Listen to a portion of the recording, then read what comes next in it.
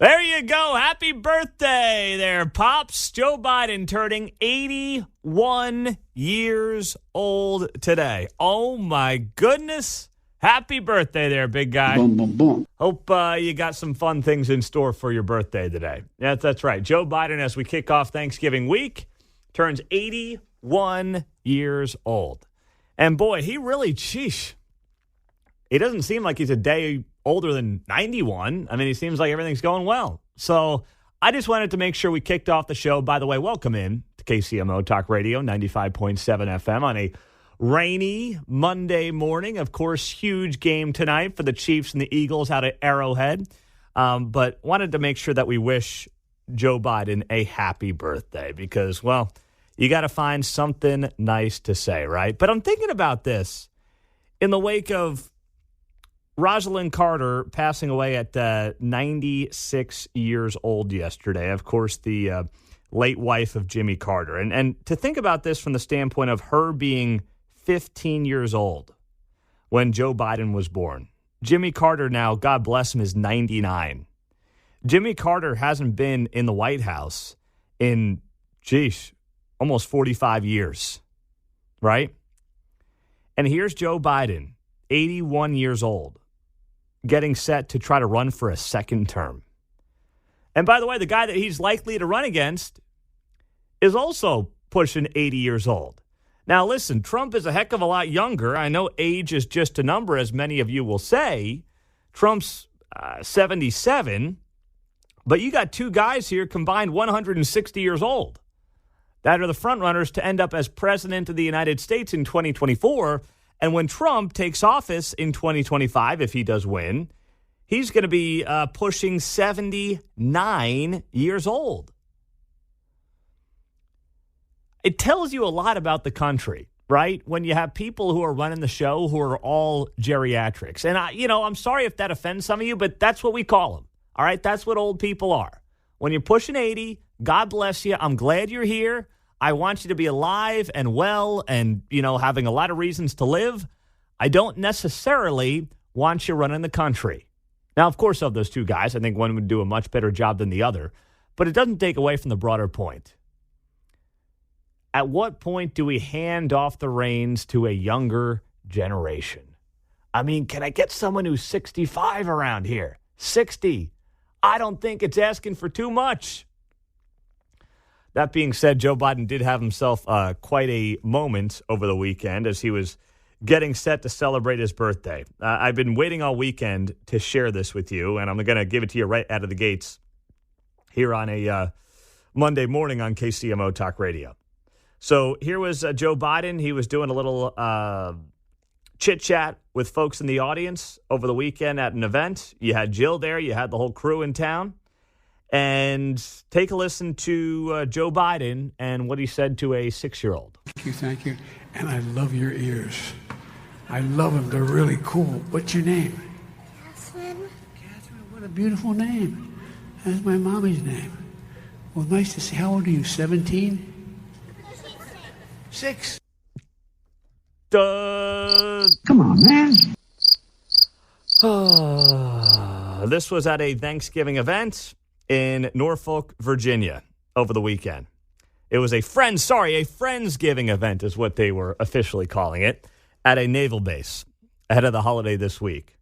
And there's Joe Biden telling a 6-year-old, I love your ears. And I love your ears. Oh, boy, nothing creepy about that, huh? Holy cow. What is... Sounded too genuine. I mean, he bends down. He almost wants to start rubbing the ears there. And by the way, the poor girl, how is this not child abuse? This little girl is going to be forever linked to the leader of the free world calling out her ears. At this point, she might as well be Dumbo, even though he paid her the most awkward compliment in the history of our planet. I mean, I guess this in many ways gets you set for Thanksgiving.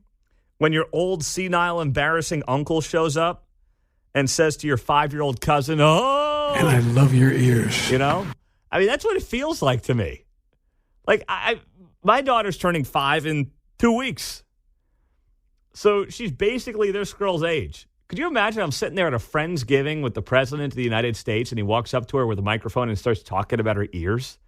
I mean, would you not be mortified? And by the way, Claire would be asking me about the old guy talking about her ears for months to come. She would literally be asking about it forever. Why did that old man with the mic tell me he liked my ear? I don't know what to tell you, honey. I don't know what to say. But shame on us, I guess, for showing up. I mean, holy cow. So that's getting you ready for Thanksgiving, by the way. That's what that is all about. It's just preparing you for your old senile uncle who's going to be at Thanksgiving and is going to say some ridiculous stuff. That's basically what Joe Biden has become, the weirdo uncle at Thanksgiving. And it's like funny, it's entertaining, but then when you realize the world's going to hell in a handbasket, we got global conflicts all over the place, we have an open border that is not being discussed nearly enough, especially in the wake of what's going on around the rest of the world. We have an economy that still is feeling inflation in a big way. One of our competitors, I heard very early this morning, talking about inflation ahead of Thanksgiving. And they were like, yeah, the turkey's up a lot, but don't worry. They're trying to cut the cost on their favorite sides like cranberry sauce and stuffing.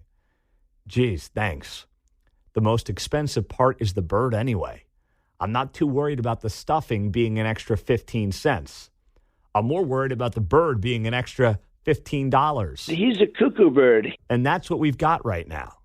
That's what the American people are living through right now. I mean, if you're getting set to host Thanksgiving, you and I both know the prices have gone up tremendously. And the turkey's the biggest reason why. And unfortunately, since we got a turkey in the White House, there's no end in sight for any of this. See what you did there. Thank you very much. Pretty quick thinking for 6:12 on a Monday morning. Rex Archer would be proud of you. Oh, he sure would. Thanksgiving. Oh! Boy, I love Thanksgiving. See, the former KCMO health director, he's not worried about his Thanksgiving prices because he's got a big old fat pension, no pun intended, courtesy of you, the Kansas City taxpayer. So Rex can afford the extra $15 turkey on your behalf.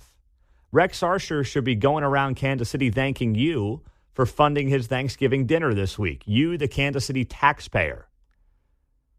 But I'm sure that's not going to happen. Instead, he'll just be on Twitter complaining about Donald Trump, talking about saving democracy, and talking about how much he loves Thanksgiving. Thanksgiving. Oh, boy. Boy, I love Thanksgiving. Sure do.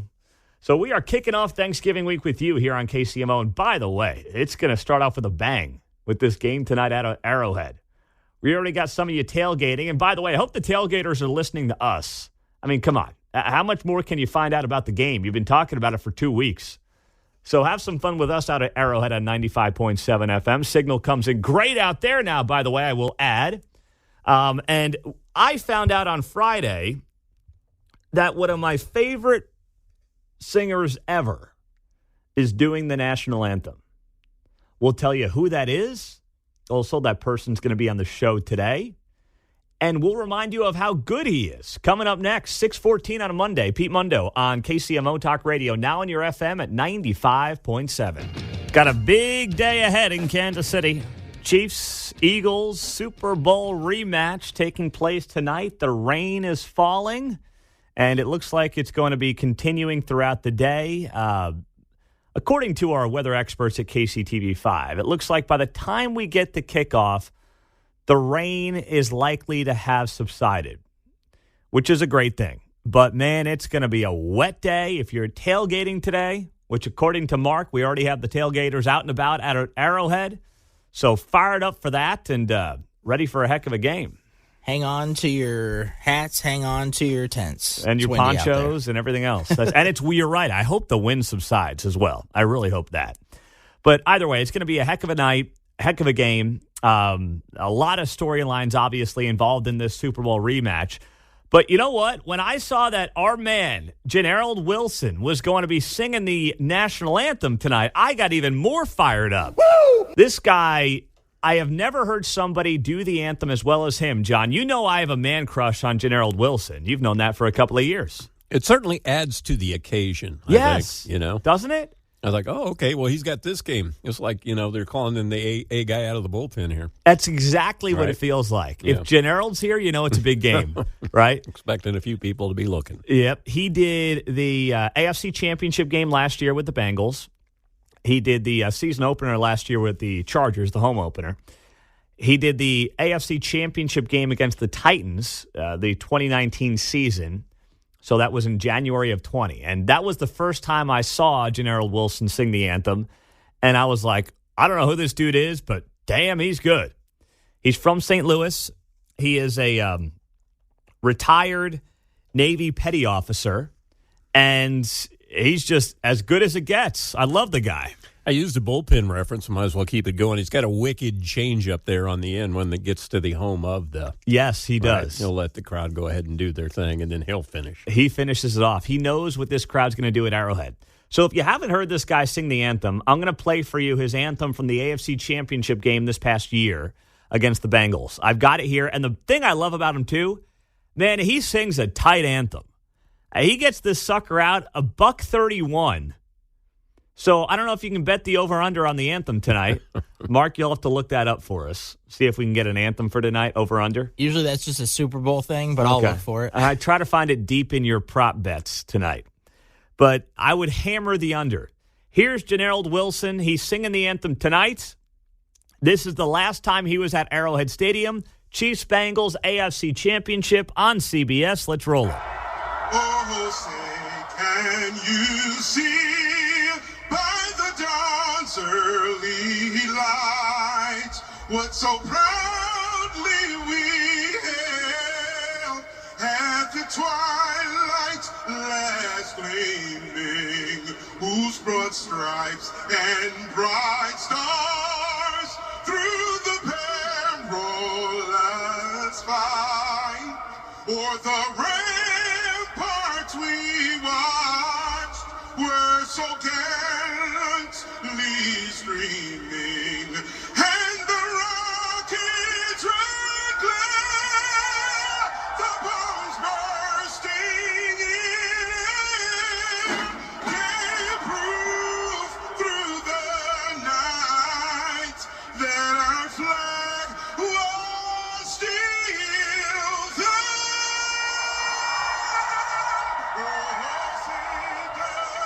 That star-spangled banner yet wave o'er the land of the free and the home of the Oh, this guy is money, man. That's what John was talking about there at the very end. He lets the fans do their thing. He knows it's coming. He takes a little breather, and then he hammers the final note. I had just noticed he slightly changes the phrasing on the last thing to set that all up. He does. Very smooth, very smooth. He is a pro's pro, man. I mean, if I could see one guy do the anthem, especially at this stadium, he's done it in other stadiums. But to John's point, the way he knows how to end it at Arrowhead is a thing of beauty. He is an absolute expert at it. So he's going to be on the show this morning at about 8:45. Always enjoy talking to him, and it's going to be a fun one tonight. It's going to be wet, but it is going to be fun. Now, we also know that Taylor Swift's parents are going to be meeting Travis Kelce's parents tonight, but Taylor is not going to be here. I don't know if she was even expected to be here for this, but she's had some issues down there in South America. A fan died at one of her shows the other night due to heat exhaustion. And then she had to cancel, or not cancel, but postpone another show due to hot temperatures down there in South America. So I don't believe she's going to be here. Have you guys heard otherwise on this? Because I haven't. Not going to be here is what I've heard. Won't be here. Yeah, Okay. I heard that she was moving the show to Monday. Last night's show looked like it was raining all over the place, so that's geez. crazy. So now she's moved a show to tonight. I think so. So she's not going to be here. Okay. But the parents are going to be here. Most importantly, I want to see what kind of lanyard Scott Swift has on. This guy's a diehard Eagles fan. And now Jason Kelce's giving him crap because he goes to the concert with Travis last week in South America, and he's got a Chiefs lanyard on. It's like, whoa, you're going to flip your fandom that easily, John. All about the rents. That's tonight, right. Huh? Yeah, that's right. Everyone's trying to impress everyone. So tonight, I mean, ESPN's going to be doing cartwheels right now. I could see the number of people watching this game approach 30 million easily. A good Monday Night Football game, you'll probably get low 20s. You'll get 20, 21, 22 million. It would not shock me one bit to see this game get 30 million. For the Super Bowl, you get about 105. I could see this one landing. If I were to put an over-under on it, I would say 27.5 million people are tuned in tonight for Chiefs-Eagles. That's my bet. ESPN hasn't had a Monday Night Football game like this in who the heck knows how long. Monday Night Football in general has kind of fallen by the wayside to Sunday night, and they're trying to get it back. You know, they got Troy Aikman, they got Joe Buck there calling the game. They're trying to get better games, and they got a damn good one tonight. So it's going to be a lot of fun. I got my brother in town. He's already complaining about the weather. I said, stop. Stop complaining about the weather. I don't want to hear it. I got a jacket for you. I got a hat if you need it. And that's that. Last time you were here, he was here, by the way, was that AFC Championship, and it was 0 degrees. I'm like, dude, it's already 45 degrees warmer than that. So if you're a little wet, you're going to have to survive. It's going to be fine. All right, so man up. Let's go. We've got a great show ahead, by the way. It's Joe Biden's birthday. The big guy turns 81 today. Boom, boom, boom. So go figure. And we're also going to talk to Kendall Gammon just after 7 o'clock about the game tonight. That is going to be a lot of fun. Coming up, voter frustration. Could that be key in 2024? Well, Bill O'Reilly has the answer to that. We'll talk about it next on KCMO Talk Radio 95.7. Is it healthy for us as a country when people are just going to polls voting against somebody else? Is that the country that we want? Is that good for our political climate? Is that good for our political discourse? The answer is obviously no. But it appears like that's exactly where we're headed. A lot of new polls have been coming out the last couple of weeks. But this really stood out to me, and this wasn't a poll necessarily, but it was an article in thehill.com that I read headlined, "Voter Frustration Could Be Key to Turnout in 2024." It says former President Trump and President Biden appear to be headed towards a rematch despite polls showing many voters are not satisfied with the current options for president. Experts say, now I'm always, questionable when they say experts say, but I think this makes sense to any common sense person. Experts say this could create a political environment in which more voters decide to sit out next November than in past recent elections. They said turnout could also be uplifted through building intense opposition to the other party's candidate. Joe Biden is not going to run on anything he's done. Let's be very clear about this, if he does run. Joe Biden will not run on anything he has done. He will run against MAGA. He will run on abortion fears. He will run on democracy's at stake, Jack. He'll do stuff like that.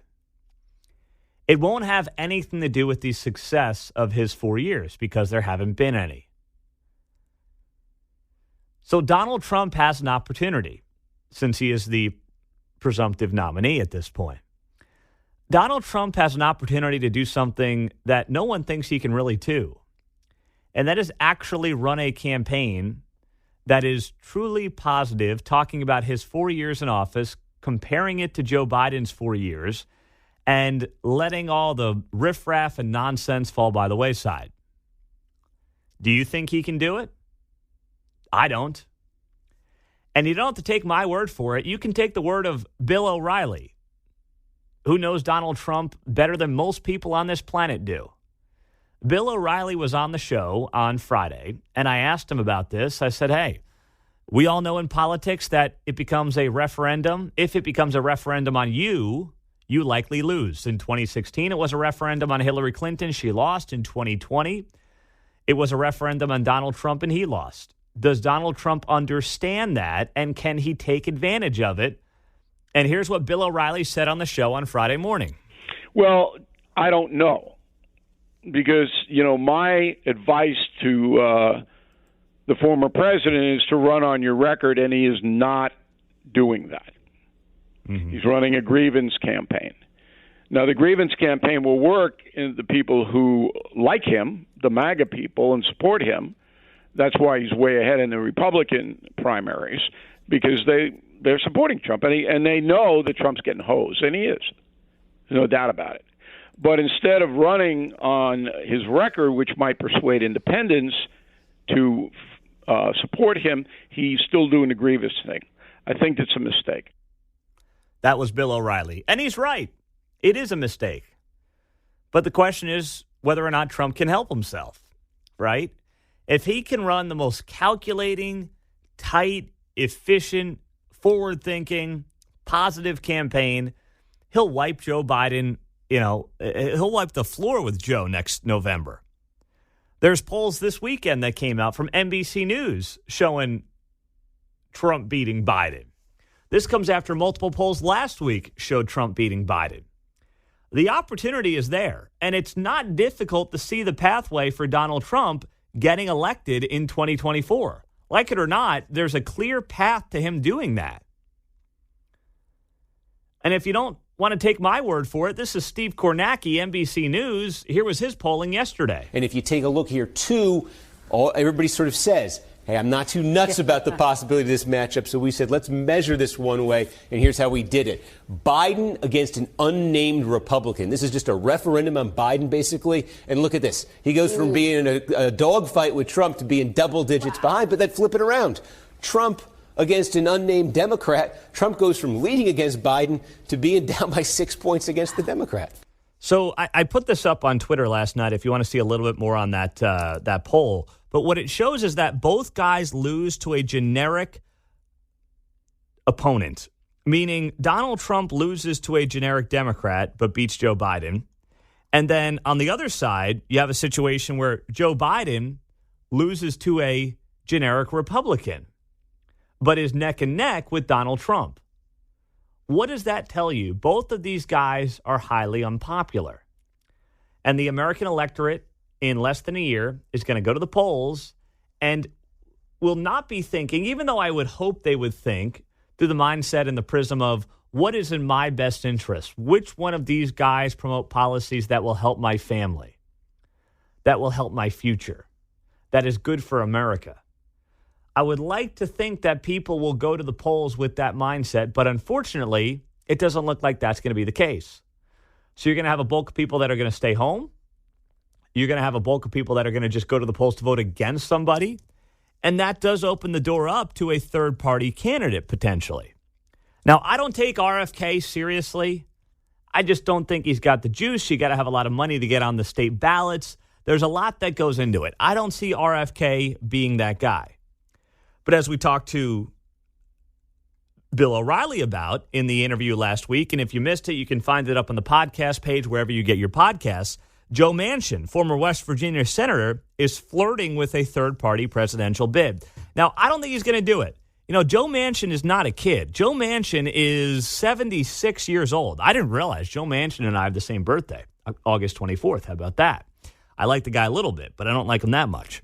76 years old. Yes, he would be younger than Trump and younger than Biden, but that's not saying much. Trump's 77 and Biden turns 81 years old today. Joe Manchin is not going to want to do this, I don't believe, at 76. Because all he's going to do, maybe you're laying the foundation for a future third party, but all he's ultimately going to do is play spoiler to one of these two guys. But the question to you is this: would you consider, is there a third-party option that you would actually look at and say, yeah, I might consider it, just to send a message, if nothing else, to both parties? I believe there are millions of Americans who would do that. You might not be one of them on either side of the aisle, but I believe millions of Americans, more so than we've seen in probably 30 years, would consider a third party right now. Would be like, this ain't working. The primary process is not working. We're not getting the best and the brightest. We're not getting people who are serious about doing the job that needs to be done in D.C. It's time for some type of third-party option. Now, I don't know what that third party looks like. I'm always hesitant when a third party emerges and says, oh, we're the moderate party. Well, okay, are you really? Or are you just saying that to try to split the difference between the other two parties? I don't know. But something tells me that we are closer to a legitimate third-party option happening than we have been in a very long time. 913-408-7957.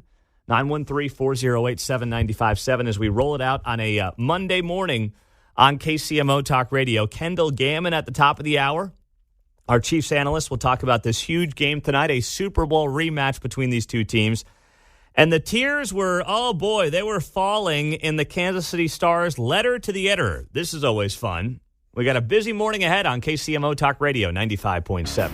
Well said by Bill O'Reilly. He was on the show on Friday morning. If you missed it, find it wherever you get your podcast. Just search Pete Mundo, KCMO Talk Radio, and subscribe to the podcast. That way you don't miss any of our interviews, and he was outstanding on Friday. I will also plug this. Bill is going to be doing a solid for this audience and for Kansas City next month. We have our Children's Miracle Network Miracle Day of Hope coming up on December 7th. We do this every single year. We raise money for kids here dealing with not just things like cancer, but also mental health issues and everything they're battling on that front. Bill is going to sign 10 copies of Killing the Witches, personally address and sign them. And our 10 biggest donors on December 7th are going to get that copy of Killing the Witches signed and personally addressed by Bill O'Reilly. So we're excited about that. That's 2.5 weeks away. Can't believe it. Thanksgiving's coming up on Thursday. Oh, boy. Thanksgiving. Boy, I love Thanksgiving, said Rex Archer, the former KCMO health director. I got to burn that drop out in the next 3-4 days because starting next week, it's kind of old news for a little bit. So I got to burn through that one. Anyway, work from home. How many of you are doing it? And how many of you have employees in your business who work from home? Well, a new report suggests that the F in work from home is taking on a whole new meaning. I thought you were maybe tipped your hand when you said how many of you are doing it. Yeah, well, I did there too. See, nice pause. I got two little tips there. Once again, another one just now. Thanks to remote work, Wednesday is not the only hump day anymore. A September 2023 report has found that 1 in 4 work-from-home employees are doing it on the clock. And in their virtual work statuses, they are now using emojis to signal what they are actually doing. They are using the fire emoji, the smoke emoji, the sandwich emoji, and the headphone emoji in their virtual work statuses while enjoying risque romps. So this is happening, all right? You've got surveys of over 1,000 staffers across the U.S. between the ages of 18 and 75. And the results suggest that 25% of folks who are working from home are taking some time away to, have some fun technically on the clock. Now, before you sit there, if you're an employer and you say, I knew it, I got to get people back to the office. This is encouraging to me. And let me explain. We are seeing a downward spiral societally of relationships, of marriages, of lust, of love. Everyone's just buried on their phones, buried in their screens, swiping right, swiping left, Tinder this, Tinder that, lucky if they get a date. We are more isolated than we've ever been. Whether it's work, social, it doesn't matter. Everything is done through these dopey screens. And by the way, what did we see happen during COVID? We saw a lot of Jeffrey Toobins out there. You know, zooming with Toobin? Remember the former CNN guy who was caught on one of his Zoom calls getting prepared for his own little fun on the other side of the Zoom call? He got blown out of CNN for that. We saw a lot of that going on during COVID. If people are actually, what's the best way to put this? Physically enjoying other human beings that they are engaged with, whether it's a boyfriend, a girlfriend, a wife, a husband. Like, we need more of that in this culture and in this society, not less of it. And by the way, if that resets your brain around lunchtime, we've never had that here, right? We're in the studio. We've been in the studio since COVID hit day one. We were never home, and we're very proud of that because we had to be here for you. We had to put on the best show we could possibly do. So I don't know anything about this work from home stuff, but I knew when it started I would hate it. I've got to be here. I've got to be interacting with the guys. I want to see them. I want to interact with them. I want to interact with you on KCMO. That's what makes this work. But if I was doing a 9 to 5 behind a screen all day and I was at home with no human interaction, I mean, sign me up. I'd be counting down towards lunch, John. Reminds me of Firesign Theater comedy bit. All right, you two, come out of that closet. I know you're in there. It's okay. We're engaged. We'll disengage and come out now. Oh, that's good. Yeah. I just, when I saw the poll, there was a lot of employers who were commenting on this on social media. And we're like, this is why we're getting everybody back to the office. We must have full control over you. I don't know. I mean, sometimes things like this can clear your mind a little bit. You might have a better employee on the back end of the day. Instead of at 3:30, everyone's going for a second cup of coffee and looking at their watch.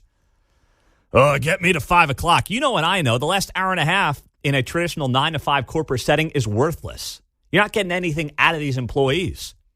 If you're getting a better bang for your buck, no pun intended, on the back half of the day because employees are having a little, lunch tryst, seems to me like it would work for the business. But what do I know? I'm just a guy with a microphone. 913-408-7957. So clear your mind today if you're working from home and just keep streaming us on Alexa. You'll have Dan Bongino on during the lunch hour. Hands on the table. Yeah. Oh, gosh. Good, bad, and ugly's coming up at 7:45. On a more serious note, a bad weekend across Kansas City. We'll explain next. Can you believe how little attention this is getting? We got 41 days until the end of 2023. And Kansas City is likely to set a record for homicides. That's where we're trending. The latest numbers here come as of November 17th, so they have not updated the numbers from the weekend yet. But daily homicides in Kansas City as of Friday, 166 year to date. That's January 1st through Friday, November 17th. In 2020, when we set the record for homicides, we had 165 from January 1st through 2020 through November 20th. And we ended 2020 with 179. So we are one ahead of the 2020 pace. God willing, we're not going to break it, but we're on pace to break it. Think about that. And you would think that would be a huge story. Now, don't get me wrong, the local news covers murder. Right? Over the weekend, you had this situation. A 31-year-old man was shot dead in his front yard in Kansas City. 2 a.m. took place over the weekend. 31-year-old Richard Gonzalez, when police arrived, lying dead in the front yard of his house. Police attempted to revive him and called EMS, but it was too late, and it was ruled a homicide by KCPD. Shooting occurred west side of downtown Kansas City, not far from the state line. To be more precise, writes Fox 4, it happened just east of the train tracks, south of Primitivio Garcia Elementary School is where this took place. So that's at least one over the weekend. But if there were a couple others, I haven't seen them, but I wouldn't be surprised. It's sad to say that we come in here Monday and John Anthony usually has the rundown of what happened on this front because far too many times this is a lead story coming out of the weekend. So we're sitting here trending towards this number and the local media will cover like man shot, but there is not the sirens going off in this town like there should be by local media about how most major American cities are seeing a decrease in their homicides this year. 2020 happened. That was chaos, right? Defund the police, COVID, George Floyd, do whatever you want. No one's accountable. But the last couple of years, we've seen a downward trend in these homicides in most major American cities. Not that it's in a good place by any stretch of the imagination. That's not what I'm saying here. But I am suggesting that most major American cities are seeing decreases. That's not happening in Kansas City. And no one's being held accountable. The media is not holding anybody accountable. The city council sits there and says, well, we can't do anything. It's a state-run police department. Of course, pointing to the Board of Police Commissioners. And then no one ever is going to hold the county prosecutor accountable. No one's ever going to say a bad word about Gene Peters Baker. Forget that happening in local media outside of this show. No one else is going to do it because of the incestual relationship that exists between that office, the Kansas City Star, Mike Manser, who's the communications guy, used to work at the Kansas City Star. It's a very weird relationship. Nobody calls that office out. So we just sit here and twiddle our thumbs and keep saying, geez, another loss of life here, John. We're bringing him in faster than they can let him go down there. Well, that's true, too. They don't have any answer. When it comes to a jail situation, I mean, we know we closed that jail 10 years ago, and it's all gone to hell in a handbasket in part since then. But it's not one thing necessarily, right? It's not one thing. It's a combination of, the lack of jail space. It's, yes, having a really bad prosecutor. Some people want to scream about gun laws. And by the way, I've heard from solid cops and folks in law enforcement who admit Missouri's gun laws do prevent issues. The Second Amendment Protection Act does cause issues for law enforcement trying to get bad guys off the streets who have weapons that they should not have. I know Republicans can't say that, because they'll get primaried the next day and get kicked out of office in the primary process. But I'm telling you, if you talk to law enforcement and actually have a real conversation, I know some of you are just sticking your fingers in your ears right now and going, la, la, la, la, la, Second Amendment, la, la, la, la, la. But I'm just having a real conversation here about the fact that there are issues, they will tell you, with bad guys having guns, and they can't do anything about it, in part due to the Second Amendment Preservation Act that Missouri passed.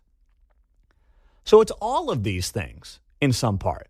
Now, of course, I'm not going to listen to the people who scream about gun control when they won't even do the basics right, like figure out how do we get 300 more cops hired, and why do we have a prosecutor who continues to tell us that victims, or I should say criminals, are victims of society, therefore we should not prosecute them. I'd take them a little more seriously if they were like, hey, we got a prosecutor problem. We got to make sure the bad guys are not back out on the streets after 24 hours of being arrested.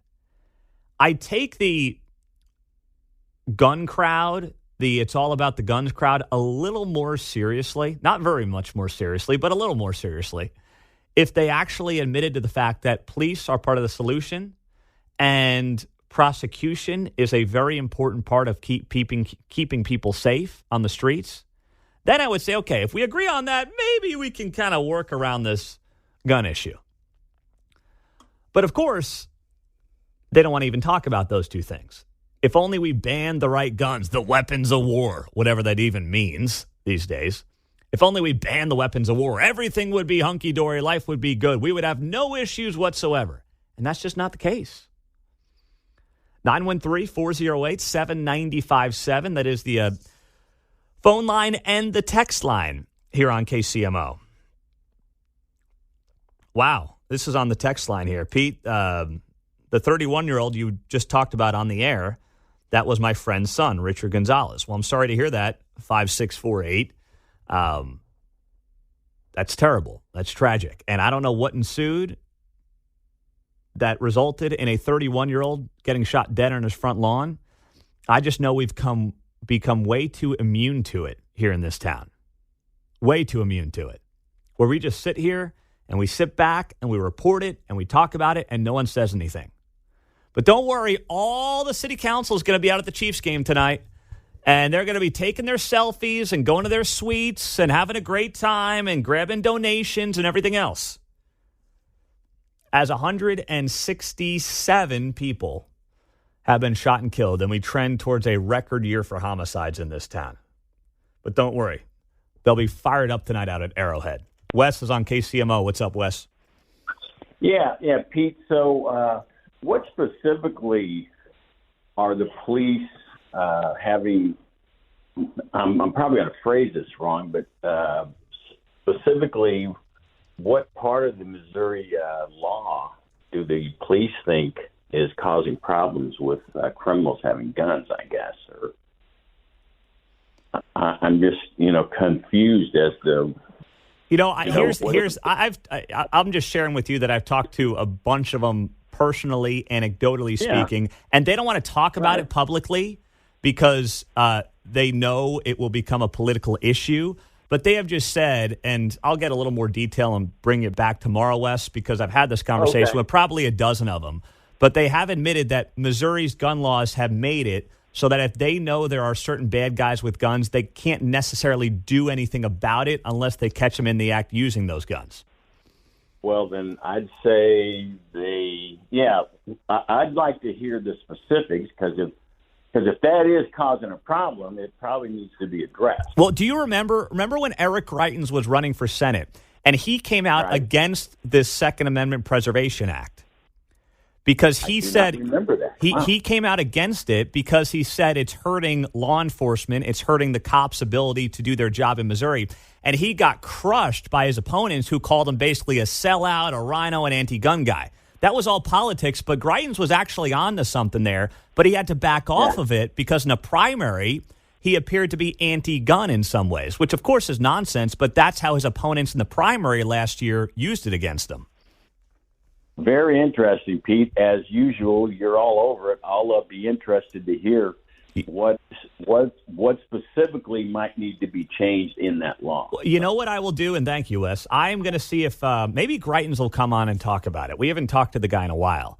But last year in the primary process, he came out against Missouri's, or not even against it. He just said there were some issues with the Second Amendment Preservation Act in Missouri. And his Republican opponents in the primary just attacked him with that.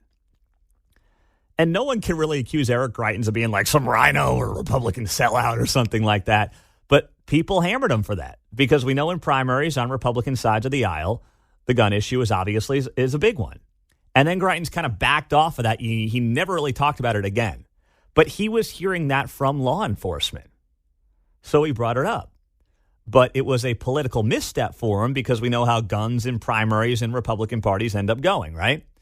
So I want to get somebody on to talk about it, Wes. I will try to do that. The problem is a lot of people don't want to talk about it. They don't want to put their name to it because it could hurt them politically in some respect. But it is a thing. There you go, Mark's theme song. He just took off his Chiefs starter jacket. Now he's got the Kelsey jersey on. Travis Kelsey's theme song. Let's go, baby. Welcome in. Happy Monday. It is game day, 9:20. On the text line, Pete, you can't tailgate all day if you don't start early. Well, that is very true on the text line. I like that approach to life. I'm just saying it would be a long day for me, especially since I'm out of that game. I got a 4-year-old and a 2-year-old and a third one coming in March. Those days are a thing of the past, at least for a few years here. Maybe I'll get another one in, as the kids get older. But it's not in my future. Hasn't been in my past for a long time. I mean, I'll go. I'll have a beer or two, and that'll be that. For a night game, I'll get there at 6 o'clock, ready to go. Walk into the stadium and see a little pregame. Hear the national anthem. Hear our boy, Generald Wilson, sing the anthem. Yep. And that'll be that. Yeah. And then, with our schedules, too, by the end of the third quarter, you're like, oh, boy. Oh, boy, the alarm's going off in 6 hours. Yeah. It's a little nervous at that point. It does. But I still stay to the end. Of course. You got to stay. So, meantime, speaking of great singers, we had one on this morning, Generald. He's going to do the anthem tonight. Guy does it as well as anybody I've ever heard. And he keeps it tight, too. I forgot to ask him about if he tries to keep it to that minute 30 mark. He really does a great job with that. But Lara Trump is now a singer, apparently. I mean, everyone's a singer. It's kind of like how everyone does a podcast now, right? Like anybody apparently can just do a podcast. You crack a mic, and apparently you're now a podcaster. You may not know what the hell you're doing. You don't know how to string together thoughts, build a topic, use a topic tree, make a point, voice inflection. You don't know how to do any of it. But hey, if you're someone famous, apparently you can be a podcast host now. Now, I do think that's fallen by the wayside a little bit. I think the days of just celebrities getting big money for podcasts because of their celebrity is done, because most people realize celebrities aren't very interesting. But it is kind of weird how we got to this point in time. Same thing with singing. Anybody who can get themselves into a studio now apparently can be a singer, including Lara Trump, who, God bless her. I mean, great family. I'm not going to spend a lot of time knocking her necessarily. But I heard this rendition. I guess she released a song, Tom Petty's I Won't Back Down. And something tells me Tom Petty is just rolling over in his grave. May he rest in peace. Hearing this auto-tuned version of Won't Back Down. Well, I won't back down. No, I won't back down. You can stand me up at the gates of hell, but I won't back down. No, I'll stand my ground. Won't be turned around.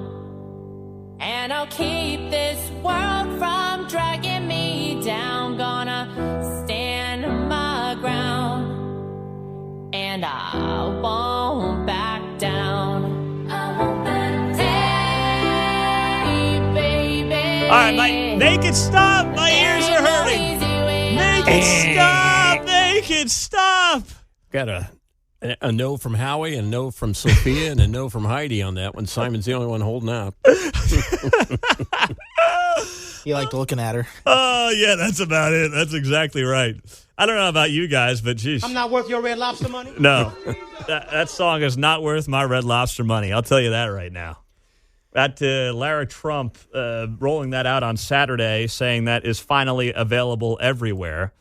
Well, I can tell you it will not be available in my house on our Spotify or anything like that, John. Woof, yeah, you had your earlier point about how sometimes people are given something they may not necessarily be ready for that time, like podcasts and things. There's a reason you don't see Joe Montana on national things. We kind of learned here locally. His wife, Jennifer, was actually much, much better and hired by Channel 9. So. How about that? Yeah. I didn't know that. Yeah. Well, you're right. Joe was not real quick. He's just a Joe, and that cool persona runs at about, 20 miles an hour? You know, the whole thing. He's just cool as a cucumber.